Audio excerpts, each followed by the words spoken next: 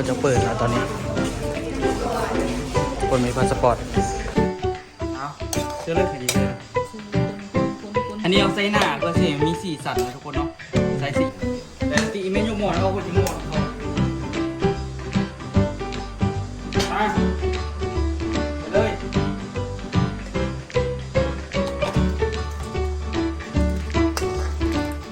อันนี้คือผักเทียมหัวบัวข้าวจีแล้วห่อมันเก็บตัวแกะเนาะแกะเรามาตำหน่อยนึงสบายดีทุกคนเด้อสบายดีตอนสวยแล้วทุกคนไปเฮ็ดเอกสารอยู่ห้องการบ้านมาเรียบร้อยแล้วทุกคนเนาะตอนนี้ก็คือสิไปพาออโต้ไปเฮ็ดพาดสปอร์ตเด้อ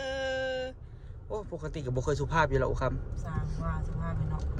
มีนางสุภาพคาบอ่อยได้อันนี้นี่เว้าหยอกสิเลยทุกคนเด้อมื้อนี้นี่เฮาสิพาไปเฮ็ดโอ้โหเฮ้ยตู้แซนเอาไหมมือนึงไม่ได้นะโอ้บ่จีนที่พาไปเฮ็ดพาสปอร์ตทุกคนเนาะซัมซาแบบว่าเฮ็ดเอกสารให้มันแล้วเลยของตัวกับสิไปเฮ็ดใหม่เลยทุกคนเพราะว่าของตัวนี้ที่จริงพาสปอร์ตเบิดปี2030พุ่นได้แต่ว่าหน้ามืดแต่ว่าสิไปเฮ็ดให้ออโต้นี่เหลืออีก2ใบนี่แหละสิไปเฮ็ดให้ออโต้ก็เลยสิไปเฮ็ดหัวใหม่เลยมันจึงบ่เสียเวลาไปเฮ็ดหลายเทื่อนะตอนนั้นจะไปเฮ็ดพาสปอร์ตอย่าไปเฮ็ดจีนฮะอย่าไปปริญญาโทอยู่จีนนะแม่นข้าเจ้าไปเฮ็ดปริญญาที่จริงพาสปอร์ตหัวทำอิฐข่อยน่ะเคยจำกาแต่เทื่อเดียวได้ไปไทยนะล่ะบัดนี้แหละมันเหลืออีกประมาณ2ปีนี่แหละก็เลยแบบว่าไปเฮ็ดหัวใหม่เลยสินะเพราะว่าสิได้ไปจักปีเขาสิไปหลายปีก็เลยไปเฮ็ดหัวใหม่เลยก็เลยว่าเฮ็ดซะบัดนี้เราเฮ็ดหัวใหม่มาเมื่อประมาณปี2030พุ่นบัดนี้อ้าวโดยแล้ววันนี้คนที่เจ้าวันได้ที่ไปเฮ็ดที่เงินบ่ได้คืนบ่ยังสุไปถามหาเนาะแล้วจับนี่คันสิเฮ็ดนะมีแต่นะสิไปเฮ็ดนะหัวใหม่เนาะทุกคนคันสิว่ากับหัวที่3ของตัวโยยละในชีวิตนี้คนยังหัวเลยพาสปอร์ตหัวที่4ก็หัวที่3เนาะหัวที่3ในชีวิตเนาะเพราะว่าไปเฮ็ดแล้วก็ซัมซาสมมุติว่าแล้วห้านคันสมมุติว่ามีเงินเนาะสมมุติว่าเงินพอมีอยู่กะว่าสิพาแม่จันไปเที่ยวจากอาทิตย์นึงเนาะเนาะบางทีก็อาจจะไกลกว่านิดนึงแต่ถามเบิ่งตัวจริงแหละทุกคนเพราะว่าย่านผมมีโอกาสพาแม่จันไปนะเคยเว้านำแม่จันแต่โดนละบ่เคยได้ไปจ้าเถื่อเนาะคิดว่าแบบพาแม่จันไปเที่ยวขากลับมาสิพากันไปซอกซื้อเครื่องละไปลงห้านเลยสินะแท้หว่าเคยคิดอันนั้นข่อยบ่คิดอันนั้นข่อยคิดนะเด้อธรรมดาข่อยแต่บ่คิดเยอะๆเลยแต่ว่าผ่านข้างหลังเฮานี่ได้ใส่ลายขนาดได้คันได้ไปเที่ยวนี่เพราะว่าเครื่องมันเอาไว้ล้างแล้วก็คือสิได้ปิดตลอดเพราะว่าเอาเครื่องใส่เอาการสิพาแม่จันไปเที่ยวแถวกรุงเทพไปล่องเหือไปกินอาหารถ้าเบิ่งเงินในกระเป๋าก่อนว่ามันสิมีเหลือบ่แต่ก็ช่วงนี้นี่พอมีอยู่เนาะแต่ว่าเขาว่าเงินที่เขาขายเนี่ยที่ดินได้เขาเอาไว้ไปซื้อรถได้ทุกคนเด้อพอมีโตเงินไปซื้อรถนี่แหละ เพราะว่ามันรถนะเขาต้องมีเนาะที่จริงนี่ก็มี FC คนหนึ่งคนแนะนำที่จริงตัวก็เคยคิดคือกันว่าสิหมุนไส้รถคันนี้ก่อนในการไปซื้อเครื่องซื้อของแต่ว่าพอคิดไปคิดมาแล้วไปซื้อเครื่องแต่น้อยเดี๋ยวอยู่ลองซานก็ยังกระบะก็ยังเต็มแล้วนะก็ยังหมดเงินสำเร็จสำนึงกระบะยังเต็มแล้วคันเขาเอารถคันนี้มาซื้อเครื่องอยู่ในเมืองนี่รู้สึกบ่คุ้มค่าเนาะแต่ว่าคันสมมุติมันก็มีอีกวิธีนึงก็คือจ้างรถเขาเจ้าฮับจ้างรถเขาเจ้าไปสร้างเครื่องให้เขาแต่ว่าคันเขาเอาได้มันสิคุ้มค่ากับการขายเครื่องบ่กับบ่มั่นใจเนาะบ่ได้กำไรเนาะแต่ว่าอันนี้เขาก็ต้องได้อันนั้นดิโอ้รถใหม่ๆแต่ว่าอันนี้เขาก็ต้องได้ไปซื้อรถซื้ออย่างกันมืดงบไปหลายกันเนาะแต่ว่าเวลาซื้อเครื่องซื้อของมันอย่างเขาก็ในไส้ของเขาเองแล้วมันก็รู้สึกว่าสิประหยัดงบไปได้หลายกว่าเขาลงทุนเท่าเดียวแต่ว่าไส้ยาวนานเนาะทุกคนเมื่ออโต้ยังงงอยู่ที่พาสปอร์ตว้าวได้ไหมออโต้สบายดีผมบ่รู้เรื่องเลยครับผมก็สิได้ไปนั่นไปนี่ครับสบายดีผมไปไสผมก็ได้ไปเบิดครับมันว่าผมแล้วแต่อีแม่อีพอสบายใจเลยครับไปไซกับไปโลดออโต้เอาเงินสดไปไซจังหน่อยก็เล็กจังหน่อยดีกว่าผมมีเงินสดเลยมาไปปิดละบนเฮดพาสปอร์ตเขาเจ้าปิดกูคำตื่นสวยโคตรกันเลยไปซ่าเนาะ เพื่อสิได้ออกมา10 โมง 11 โมงจะได้ออกมาฮอดเขาจะปิดละ สายเพศดีไซน์เนาะขาแจ้งกินให้ไม่ยาก พูดแหละประมาณ1 โมงแหละจริงประมาณ12 โมงครึ่งเขาต้องฮอดละไปซัมซาไปทาคิ้วไปอย่างเท้ายังบ่ได้ฮอดใส่เลยทุกคนเอ้ยมื้อนี้นี่กะพาออโต้ไปกินข้าวแล้วเนาะกินข้าวเปียกแซ่บแล้วก็เฮ็ดเอกสารต่อแล้วก็โอ้ยยังเวียกอีกยาวไก่ทุกคนมื้อนี้ค่ำหมดแหละจึงได้กลับนะตอนนี้ 12:40 ละแล้วเอกสารแล้วเราก็ไปเฮ็ดน้ำใหม่ต่อ เวียกอยู่เวียงขี่รถเหาะไปเวียงหันไปเวียงนี้ไปเวียงหันไปเวียงนี้เวียงจันทร์เลยนะอาทาอยู่น้องซานละแม่นเวียงตากแดดตาก จะให้เจ้าเลือกเวียงเวียงจันทร์กับเวียงนี้น้องซานเอาใส่ มันต้องได้เบิ่งว่าบ่ไหนได้เงินหลายกว่ากันบ่ไหนมันไปได้กว่ากันให้ข่อยเลือกอยู่บ่ไหนบ่นึงก็โหดิคันอยู่เวียงรายได้มันต่ำกว่าก็บ่อยู่บ่อนที่มีรายได้ รูปหล่อลืมหูซิบโอ้ คันข่อยอยู่เวียงนี่ข่อยจอยเด้นี่ ไอตีเหลือ84ได้น้ำหนักนะ คันข่อยอยู่เวียงข่อยเฮ็ดเวียกประจำนะข่อยจอยข่อยบ่ตุ้ยบัดนี้ดอกว่ำ เจ้าอยู่ประจำไปเจ้าก็บ่เจอค่อย ก็บ่เป็นหยัง เจ้าวันนี้เจ้ากับมีเมีย เดี๋ยวว่าบ่มีเมีย มีแล้วเมีย บ่มี ที่สิบ่มี มีเงินตังค์ โอ้ยคำน้ำต่อบาทนึง ได้คำ2 บาทอีหยังจะเอาคนอื่นเจ้าก็บ่ได้คำ2 บาทตัว ได้ มา โตก็ให้วันนี้โต เจ้า เค บ่ รียด ได้คำ2 บาทดอกตัวสิว่าหาสิเตียกอีหยังมาตัวโดยโอเค เขาจะเปิดแล้วตอนนี้คนมีพาสปอร์ต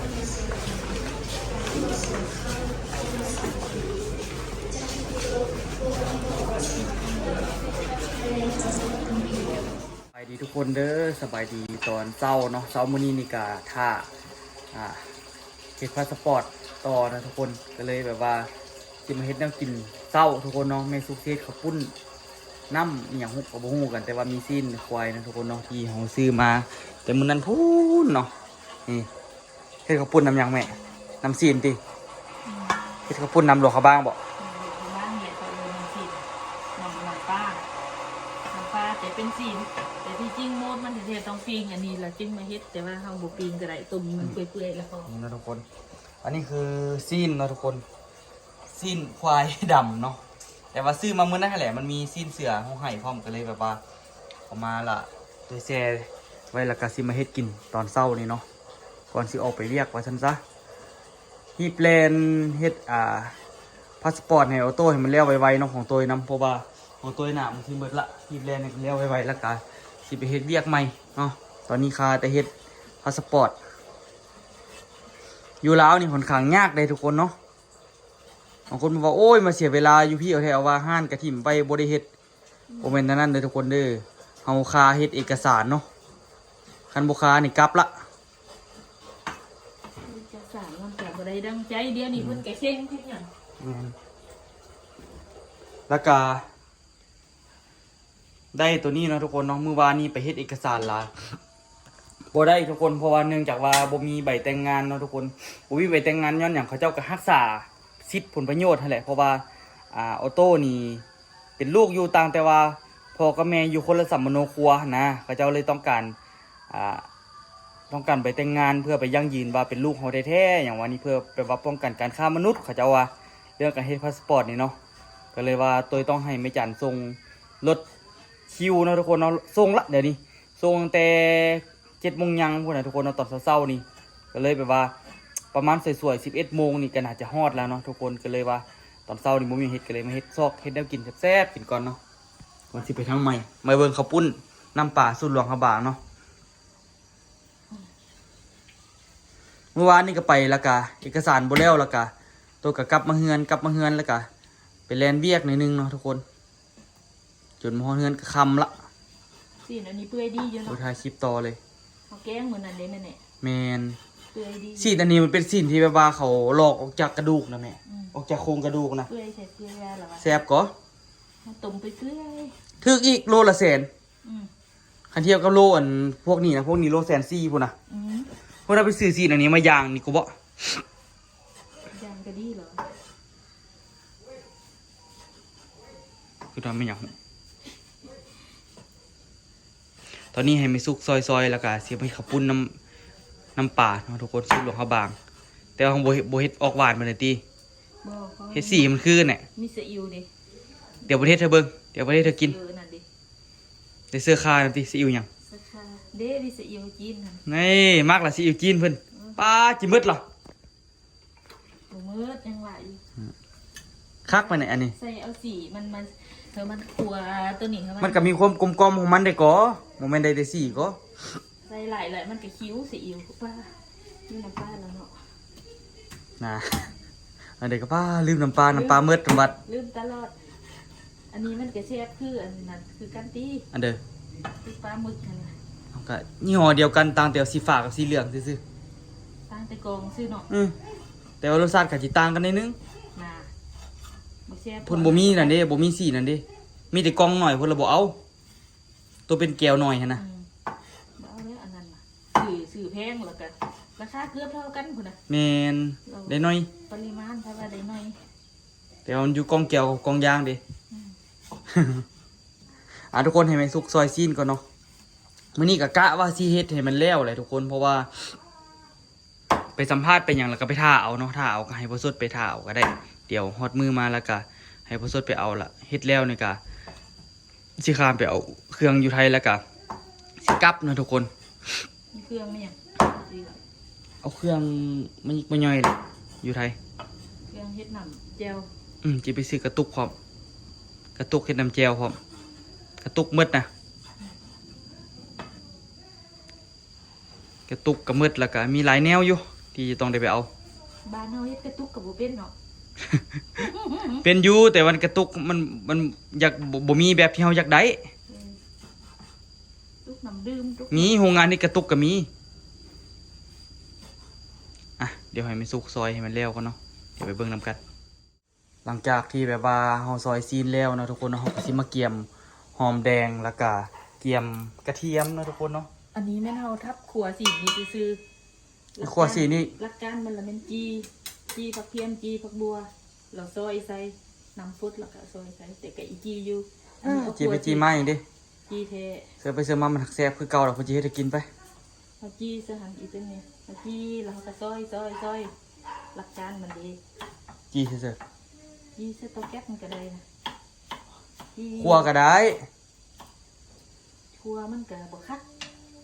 แล้วแต่ บ่แม่นสูตรมัน จีใส่เตาแก๊สก็เปื้อนเลย ในเดียว จากแบบเบิร์นไฟซื่อ หึ ๆก็เอาไฟมาฟูซะเลย อืม เสียดายเราบ่มีหวนเตาฟูเนาะอยู่นี่เนาะ เอาอันฟูมากด ตัวอย่าไปหั่นนี่ บ่กดอันฟูฟูดหั่นนะตัวกดเอาหั่นน่ะบ่แม่นตัวหัวบ่แม่นหัวแก๊สเด้ เผา อืม เผาเลยอันน่ะ แม่น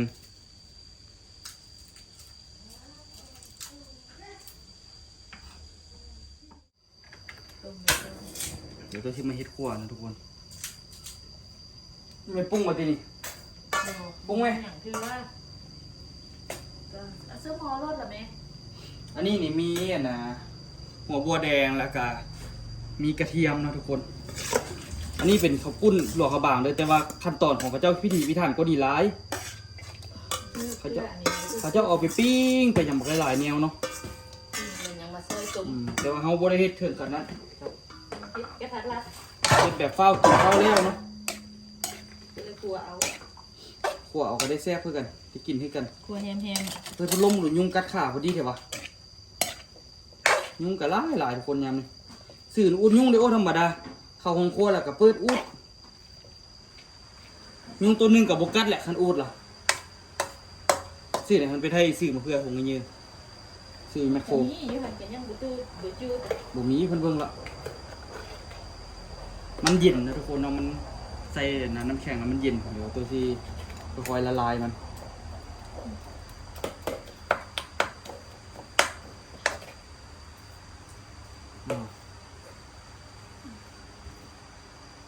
อีกวงหนึ่งก่อ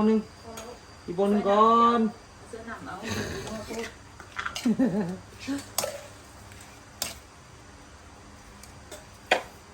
้ำตาลนะทุกคนเนาะเกลือเป็นนัวน้ำตาล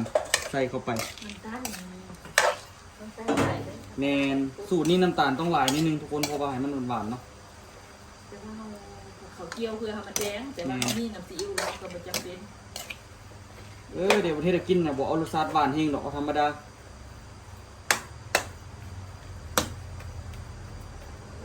จีฮิตอันนี้ละเสื้อนี่ดี น้ำซุปล่ะ โอ้คุณก็ขึ้นมาจะเอาเสื้อนี่อุตสาหเกียมนำมา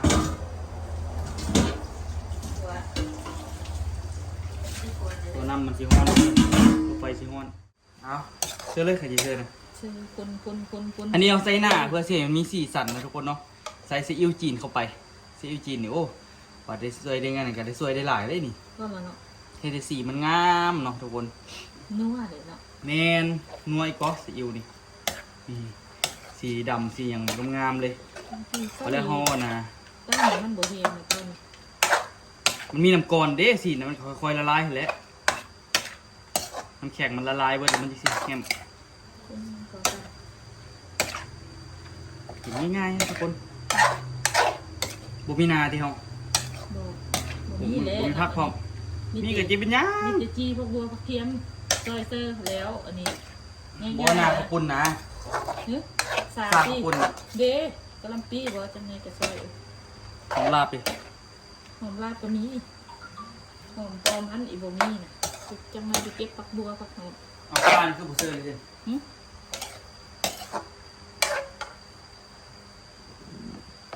เดี๋ยวทานพวกก่อนทุกคน ได้เซาเขาโอ้คันเอาหน่อยไม่ได้ กีหอมนะทุกคนแม่จมเรื่องเลยนะอนามัยกินเลยเสนอหุ่นอนามัยถูพื้นคือพื้นไปก่อน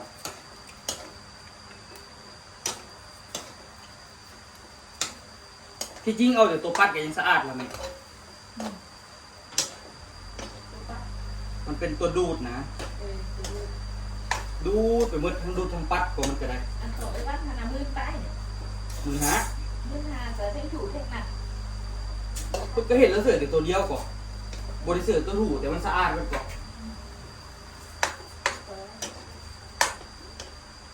ก็เห็นแล้วเสือของหึงแต่ยังบ่เป็นอย่าง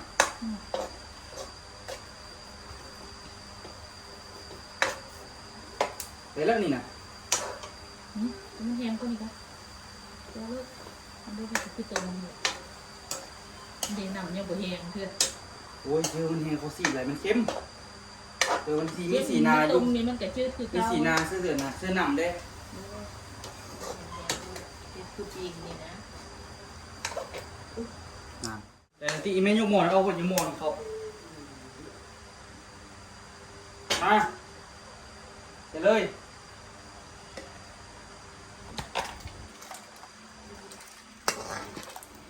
นี่สีมันก็สวยงามนะทุกคน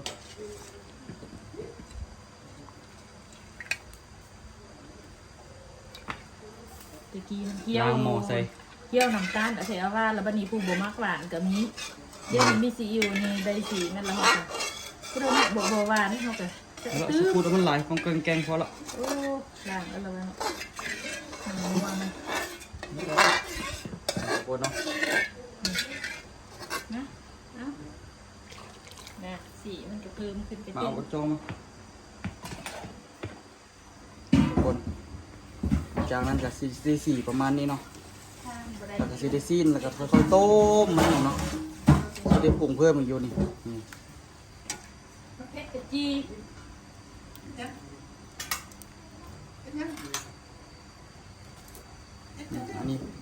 อันนี้แม่กับจีกระเทียมผักบัวใส่ เผ็ดดิบ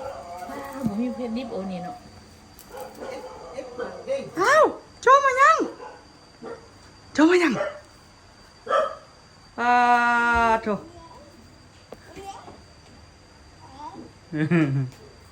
ไหน จานเกียมได้ละคาวบลงไป คือผักเทียมหัวบัวเขาจีแล้วเขาเอามาแกะตัวแกะเนาะแกะแล้วมาตำหน่อยนึงมันนึบๆแล้วก็ใส่เข้าไปตัวนี้น้ำซุปคือเกียมได้แล้วนะทุกคนเดี๋ยวตัวเล็งไฟกันหน่อยนึงแล้วก็เอาไปกินเลยทุกคนมาทุกคนมากินข้าวปุ้นน้ำกันเนาะ โอ้ยหิวข้าวแล้วตอนนี้นี่ก็ได้ก็อยากสูงในนึงเลยเป็นนิดนึงอ่ะงับโอเคข้าวปุ้นน้ำเจ้านะทุกคนเนาะนี่น้ำมันฮ้อนเลยที่ทุกคนเห็นเมื่อกี้นี่แหละข้าวปุ้นใส่ก้อนเนาะปกติกับบุคคลเฮ็ดน้ำนี่กินเลยเพราะว่ามื้อนี้นี่มีสิ้นเนี่ยนะตัวออกมาละลายแล้วพอดีมีข้าวปุ้นเหลือตั้งแต่มื้อนั้นพุ่นน่ะก็เลยพากันเอามาเฮ็ดกินเนาะหน้าอยู่บ้านตัวนี่มักสิเอาผักบุ้งเนาะแล้วก็เอากระหล่ำใส่แล้วก็บ่ทันก็เอานั่นก็ได้เอาพวกกันนะหยังก็ผักสลัดเนาะได้อยู่สลัดก็ได้โดนๆได้กินเทื่อนึงทุกคนขอบคุณนำนี่ใส่หลายๆเลยซะเพื่อเอาที่มันแซ่บอุ้ยออโต้นอนอยู่นี่ทุกคนนำซีนโอ้สุดยอดเลยโอ้ยอยากให้เบิ่งใกล้ๆเลยเดี๋ยวขออนุญาต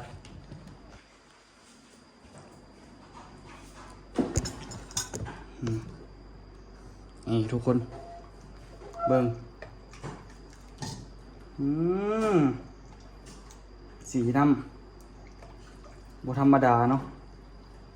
แต่ว่าบ่ให้ใส่หลายไปเนี่ยเดี๋ยวมันสิเบิดนี่พอแล้วนี่ตอนหลายเติบอยู่ดิ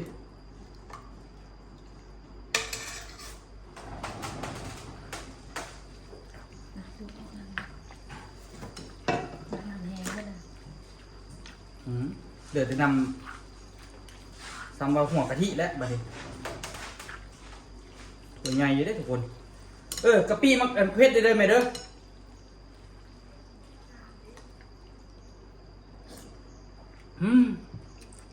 ยอดเอากุ้ยพี่น้องเอาเผ็ดกุ้ยจัก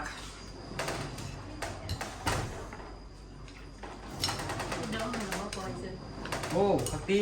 ปุ๋ยกะปิพี่น้อง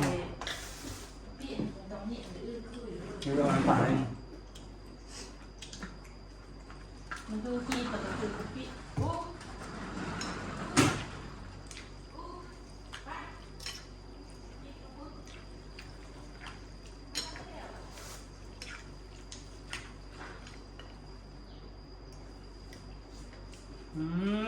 เว้นนี่เว้น เอาเด็กเห็นยิบเพื่อเยาแจมเลย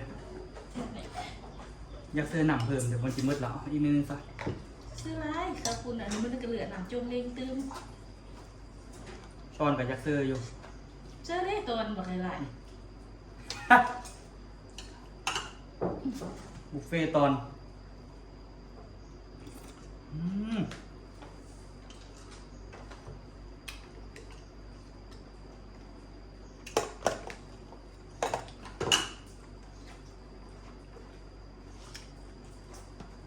หอมเด็ดสิเนอะเธอก็หอมว่าเอามาสิเย็นเขาปุ้นอันนี้นะทุกคนขันอยากกินก็คือต้องไปหลวงพระบางคนเด้ออยู่เวียงนี่จริงมีอยู่แต่หายากซามันนี่นะ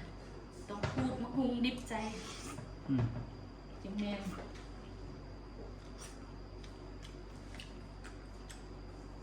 หมูหมักหมูทิพย์หมักผักสลัดมะเขือมะฮุงดิบเซอร์คัดมะฮุงดิบได้กัดอันนะผักบัวผักหอมหอยเทียวใส่นี่หอมทุกคนคัดเต็มถ้วยแล้วนี่นึงกระปุ้นจับหนึ่งเพื่อจับครึ่งนะกินกระปุ้นนี่กินเพื่อนึงกับบอยู่ท้องละยูกินตอนไหนหนึ่ง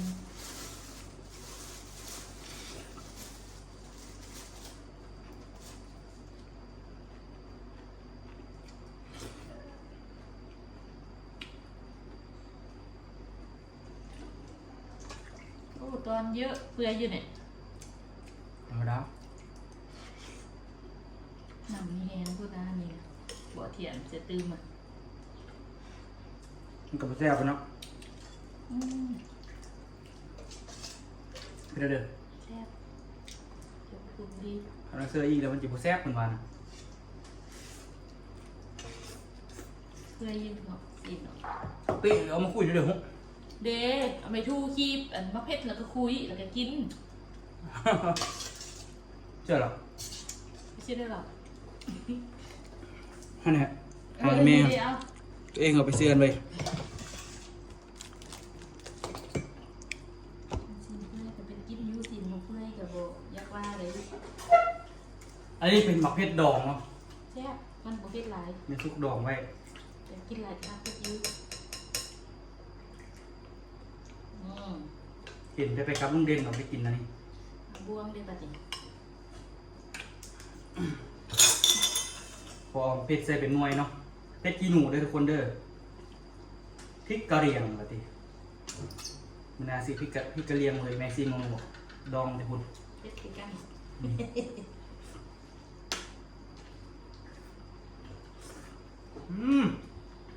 หมดแซ่บไปได้ไหมแบบเพชรซูซ่าเว้ย เอออันนั้นนะมันบ่เพ็ดหลายนะ เพชรเติมเลย ออกมามาลงตัวนี้จากซีฮานอย4 5 6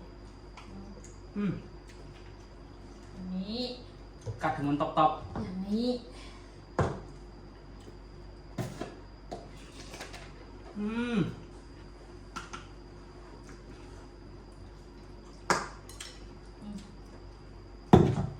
กับชีมอเพชรสนิท แซ่บอะไร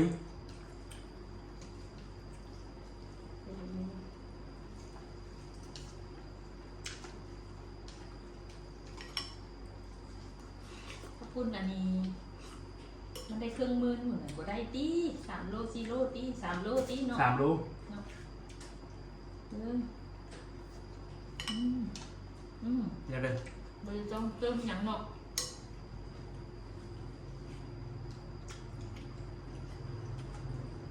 แซ่บเหรอล่ะคือหนู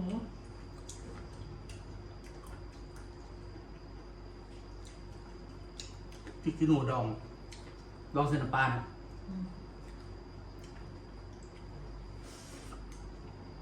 ปลาหลังส้ม ใส่น้ำปลาแบบพวกเราธรรมดา แล้วมันส้มนิดนึงครับ พริกขี้หนูดองใส่น้ำปลาเวียดนามเด็ด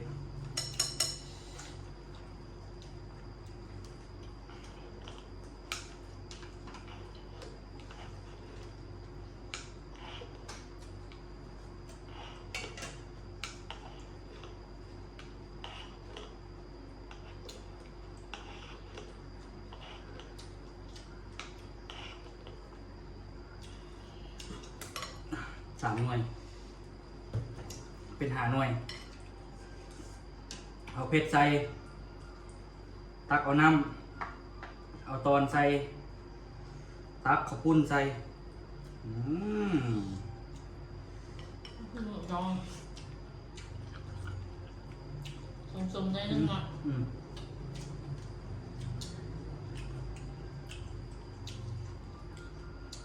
คุยกับพี่แล้วแห้งหัวเพชร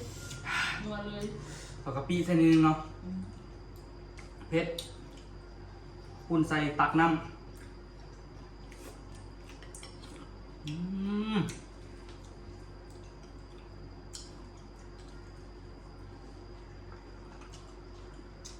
คำละหน่วยเลยเพชร ชูกระหอนสอง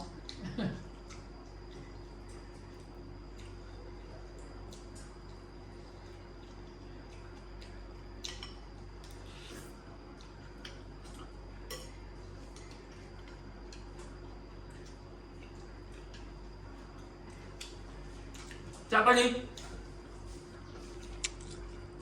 อิ่ม ยิ้มคือกัน ได้หอยไหม